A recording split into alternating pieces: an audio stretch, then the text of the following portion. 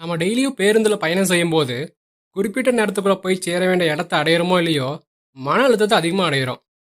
இதுக்கு பெரும்பாலும் காரணம் நம்மளோட சக பயணிகளாக தான் இருக்காங்க. ஆமாங்க, டெய்லி நானும் பஸ் ஸ்டாப்பில் பார்க்குறேன், கை கால் நடுக்க நிறைய பேருக்கு வந்துருச்சு போல. பஸ்ஸிலேருந்து இறங்கறதுக்கு முன்னாடி இடிச்சிட்டு மேலே ஏறுறாங்க. இதில் பெரும்பாலும் வயசானவங்க கூட பொறுமையாக இருக்கிறாங்க. காலேஜ் பசங்க ஏறுறாங்க தான் அது கொடுமையே. சரின்னு இதை சகிச்சுட்டு நம்ம பயணம் பண்ணா, நம்மளோட இடம் வந்தோடனே இறங்குறதுக்கு முன்னாடியே கண்டக்டர் அவசரப்படுத்திடுவார். இறங்கு இறங்கு இறங்குன்னு. சரி, வயசு பையன் நம்ம இறங்கிடுவோம். அவங்க லேடிஸையும் சரி வயசானவங்களையும் சரி இப்படி தான் பதட்டப்படுத்துகிறாங்க, இறங்கு இறங்குன்னு. ஏமா இறங்குமா அப்படின்னு. அப்படி பண்ணுற சில கண்டக்டர்ஸ், குறிப்பாக ப்ரைவேட் சில கண்டக்டர்ஸ், அவங்கள பார்த்து நான் கேட்குறேன், உங்கள் வீட்டிலேருந்து யாராவது வந்தாலும் இப்படி தான் பேசுவீங்களா, பண்ணுவீங்களா?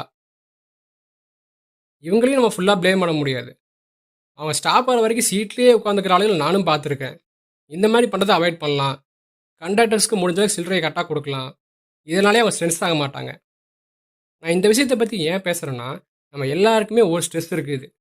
இதில் இந்த விஷயங்களை பார்த்து நம்ம ஸ்ட்ரெஸ் ஆகணுமா அப்படிங்கிறது தான்.